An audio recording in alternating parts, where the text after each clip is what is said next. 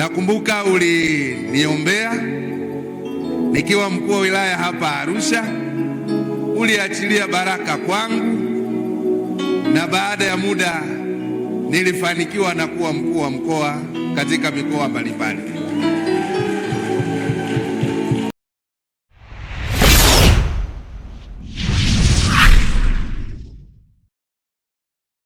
Imekuwa safari ya miezi 12 ambayo imerudisha sifa na utukufu kwa Mungu kwa namna ambavyo huduma yake imeendelea kupambaniwa hapa na yeye mwenyewe kuipambania katika macho ya kibinadamu. Sasa inaonyesha taswira halisi ndani ya mwaka mmoja, kanisa kubwa ambalo bado halijakamilika vizuri, lakini unaona kabisa halijakamilika, sio kwa sababu watu hawawezi kukamilisha, ila kwa sababu ya ukubwa wake inabidi hatua zifuatwe. Ndani ya mwaka mmoja hayo yanaonekana katika macho ya kibinadamu. Kuna magari ya kusafirisha watu, kusafirisha vitu, kuvileza katika mlima huu wa maombi. Na huu mlima wa maombi sio huduma, ni mlima halisi ambao mtumishi wa Mungu Pastor Utukufu kwa Bwana na huduma yake ya Yesu ni Nuru ya Watu wanaomiliki mlima huu, ambapo chini ya mlima huu juu ya mwamba limejengwa kanisa, kama ambavyo maandiko yalisema, juu ya mwamba nitalijenga kanisa. Leo ikiwa ni mwaka mmoja wa maadhimisho ya kanisa hili kuhamia katika eneo hili, mamia ya watu wamefika hapa kwa ajili ya kumshukuru Mungu na kushiriki katika huduma maalum iliyokuwa ikiendelea hapa. Lakini miongoni mwa watu maarufu waliofika hapa kwa upande wa serikali ni mkuu wa mkoa wa Mwanza, Mheshimiwa Said Mtanda, ambaye alifika hapa na akapata nafasi ya kusimama madhabahuni na kuzungumza. Mimi naita ni mtumishi wa Mungu. Tumetembelewa na mgeni wetu maalum kabisa, ndugu yetu mkuu wa mkoa wa Mwanza Said Mtanda. Pigie Yesu makofi mazuri. Amesimama pale, pigie Yesu makofi mazuri zaidi. Ameshakuwa mkuu wa wilaya ya Arusha, tukaomba akaenda sijui wapi, Mungu akamuinua. Na siku ya kesho katika kilele cha maadhimisho nitawaambia siri au kitu kuhusu huyo mtu wa Mungu. Lakini leo pia atapata nafasi ya kutupatia salamu, na kesho kwa pamoja tutakuwa kwenye kilele cha maadhimisho ya mwaka mmoja wa mlima wa maombi.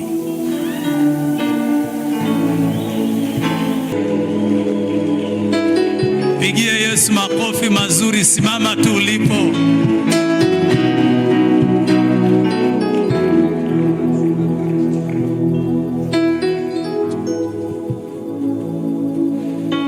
Bwana Yesu asifiwe.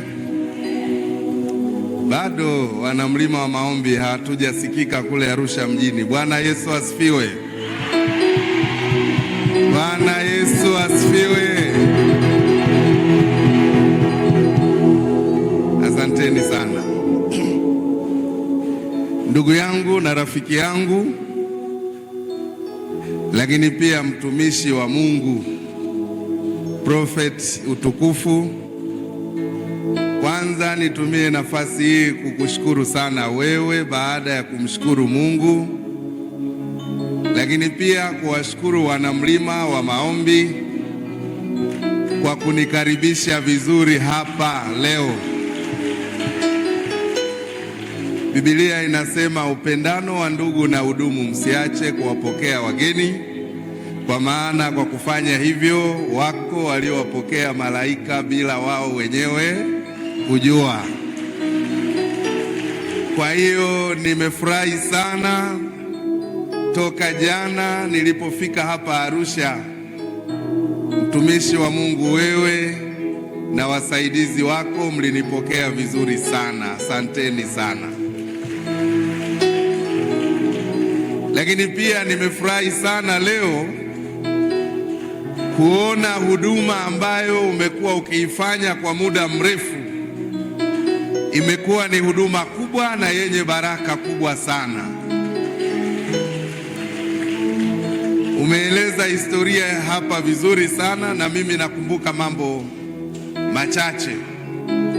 Moja, nikiwa hapa Arusha kama mkuu wa wilaya, ulinialika katika ukumbi fulani, ni mdogo tu pale katikati ya mji, ukiwa unatoa huduma hii.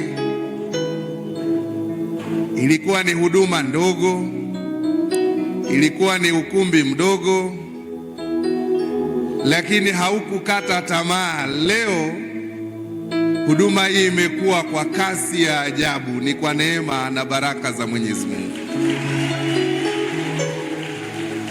Kwa hiyo nimekuja kumshukuru Mungu nawe, lakini pia kukupongeza kwa namna ambavyo hukukata tamaa.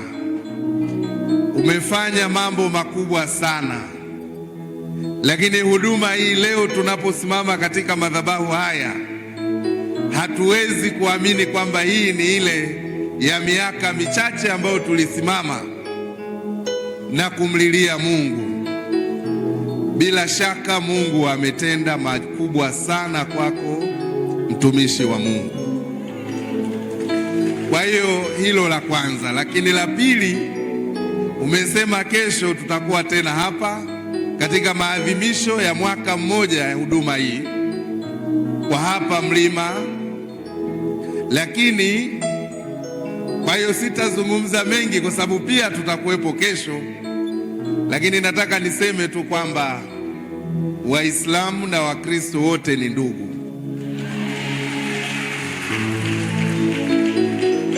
na tutaendelea kuheshimiana katika undugu wetu,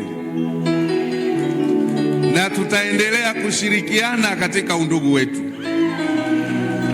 Nalosema hawa watawala wanahitaji sala na maombezi. Hakuna uongozi kama hakuna sala na maombezi dhidi ya watawala. Leo mnaona dunia nyingine watu hawaabudu kwa sababu viongozi wao wamewapeleka vitani. Leo taifa letu tuko kwenye hali ya usalama, tunapata muda wa kumsifu Mungu hapa, tunapata injili ya Mungu, tunapata nyimbo za kuabudu. Ni kwa sababu taifa letu na viongozi wetu wanafanya kazi ya kusimamia kile ambacho Watanzania wanaamini kwamba hili ndio kitu sahihi na kitatusaidia. Kwa hiyo mtumishi wa Mungu, leo nimesimama kutoa shukurani zangu kwa Mungu kwa utukufu mkubwa ambao ametupa sisi viongozi. Hata mimi mkuu wa mkoa sina ujanja wowote. Pastor tukufu kwa Bwana, yeye akiwa ni mtoto wa kiroho wa Pastor Ezekiel, hapa anabainisha kwamba safari hii imekuwa ni safari ambayo kwa hakika bila Mungu isingewezekana, lakini ni mwanzo tu wa huduma hii kutanuka na kumtumikia Mungu kwa kumrudishia sifa na utukufu.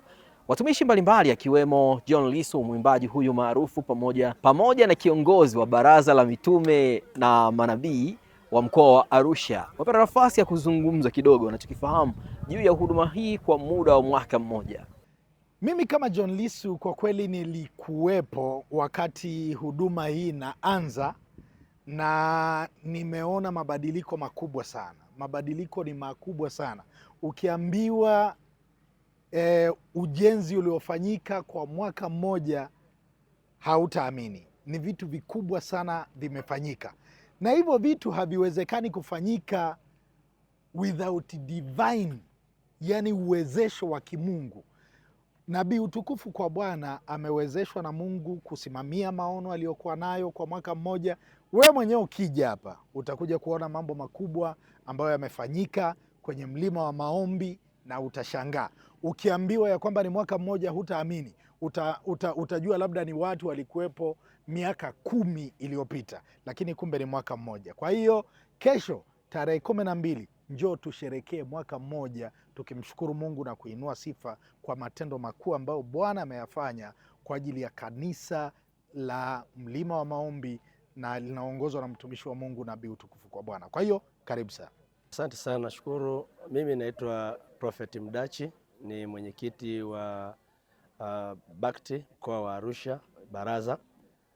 Hii huduma ya Nabii Utukufu nimeifahamu sio muda mrefu sana, kama miaka 2-3, lakini nilimjua wakati ule akiwa Matejo, akipita kwenye mambo magumu sana na changamoto nyingi, lakini cha kushangaza ni kufika hapa kwenye eneo jipi ambalo Mungu alimpa ndani ya mwaka mmoja uliopita, na leo tunaadhimisha sherehe ya kusherekea kutimiza kwa mwaka mmoja kwa huduma hii, ambapo sasa ukiangalia ni kama zaidi ya miaka 10. Lakini kizuri zaidi ni kwamba Nabii Utukufu anampenda Mungu, anaipenda madhabahu kupita kawaida, na ndio maana Mungu ameamua kumsurprise, kumfanyia kazi hii. Na kwa kweli watumishi walioko chini yake wanaweza wakashuhudia, hata sisi baraza tunaona juhudi na bidii alizonazo, hata kwa baba yake wa kiroho Nabii Ezekiel, jinsi ambavyo anapambana usiku na mchana halali. Naona ni haki yake kabisa kufika hapa na kwenye mlima huu wa maombi, ambao kila anayekuja hapa kwenye huu mlima lazima afunguliwe kutokana na moyo wa mtumishi huyu wa Mungu, wa huduma hii ya nuru ya watu, ambayo kwa kweli imekuwa baraka sana. Kwa hivyo nampongeza kwa mwaka mmoja, na pia naamini baada ya hatua nyingine kwenda mwaka wa pili, mambo makubwa sana yatafanyika na ataleta maendeleo katika ile eneo lote la mji wa Arusha na hata Tanzania pia kwa ujumla. Ulikuwa unapata changamoto gani kabla ya kupata mlima ambao naamini sasa unamilikiwa na kanisa kama Wakristo? Kabla ya kuwa na mlima wa namna hii, ilikuwa unapata changamoto za namna gani? Tumepata shida. Kwanza kuna milima ambayo hata haieleweki. Kwanza haina usalama.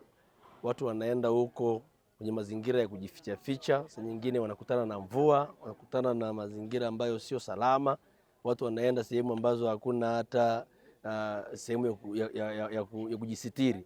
Lakini kwa sasa tumepata mlima ambao uko huru. Kwanza una usalama, lakini pia una huduma za kijamii, ambapo una uwezo ukaja ukaomba, ukapewa maelekezo, ukahudumiwa vizuri, ukafunguliwa na kurudi. Kwa hivyo ni jambo la furaha sana. Watu walikuwa wanaenda mbali, wengine walikuwa wanasafiri kwenda milima mingine huko porini huko ambapo hakuna usalama. Kwa hivyo namshukuru Mungu ajili ya mlima. Kwa majina yangu kwanza naitwa Lawrence Million Glority, ni raia au ni mwananchi anaishi mahali hapa karibu na mlima wa maombi inapopatikana hapa VETA Oljoro. Mlima wa maombi imetupatia vitu vingi kama jamii tunayetuzunguka hapa, ikiwemo pamoja na barabara, umeme, miundombinu mbalimbali, pamoja na kutambulisha kata yetu ya Laroy. Kata yetu ya Laroy ni kata ambayo ilikuwa ipo pembezoni mwa mji, lakini ilikuwa ni kata ambayo haitambuliki. Lakini kulingana na kufika kwa waheshimiwa mbalimbali, kwa mfano mahali hapa ameshawahi kufika Mheshimiwa Paul Makonda kama mkuu wa mkoa, ameshawahi kufika mkuu wa wilaya ya Arusha pamoja na mkuu wa wilaya ya Longido katika usinduzi wa kwanza msingi wa kujenga jengo la mlima wa maombi ambao unaliona mahali hapa. Kiukweli imetambulisha kata hii, na hii kata iko sasa hivi miongoni mwa kata ambazo zinatambulika, na kisababishi chake ni mlima wa maombi. Tunajivunia vitu vingi ambavyo tunavipata tukiwa hapa ndani ya mlima wa maombi. Kwanza mchanganyiko wa watu, baadhi ya biashara mbalimbali. Hapo awali tulikuwa tunaishi kama jamii moja pasipokuwa nafanya shughuli yoyote. Lakini sasa hivi mfano naona watu wanafanya biashara ndogo ndogo, watu wanauza matunda, watu wamefungua maduka, lakini awali hazikuwepo hizo vitu. Na tunamshukuru Mungu kwa sababu pia neema yake inaendelea kuonekana, kwa sababu pia watu wa Laroy ni miongoni mwa watu ambao wamepona wakiwa katika madhabahu ya mlima wa maombi. Na tunaendelea kutarajia mengi, kwa sababu kama unavyoona mlima wa maombi pia ilianza kidogo kidogo, haikuwa kubwa namna hii, lakini sasa hivi tunaona Mungu ameachilia kibali nyingine. Tumeongeza jengo, sasa hivi tuna jengo ambalo lina uwezo wa kuchukua hata watu zaidi ya 4,000 mpaka 5,000. Umeme, barabara imefika kwa sababu ya mlima wa maombi. Na umeme haijafika kanisani tu, umeme imeenea zaidi ya watu 40 baada ya hii line iliyokuja kanisani. Wananchi ambao wanaizunguka mahali hapa na wao wamenufaika na umeme. Barabara hii hapa haikuwepo kabisa na barabara. Watu tulikuwa tunavuka kule kwenye makorongo kule, lakini tunamshukuru Mungu baada ya ujio wa mlima wa maombi tumepata barabara, na sio barabara tu imefunguliwa, ni barabara ambayo inapitika masaa yote, kipindi cha mvua, kipindi cha jua, na kila sana kila muda inafanywa marekebisho.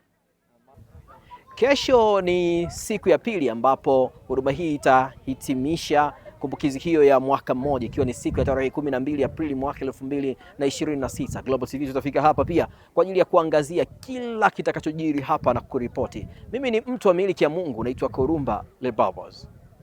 Hodi Tanzania, hodi Arusha. Alikuwa anachanjwa usiku. Yeye anachanjwa. Lakini baada ya kufika mlima wa maombi, hiyo issue ikaisha. Piga Yesu makofi mazuri. Mtumishi wa Mungu Pastor Ezekiel kutoka Mombasa, Kenya, anatua jijini Arusha.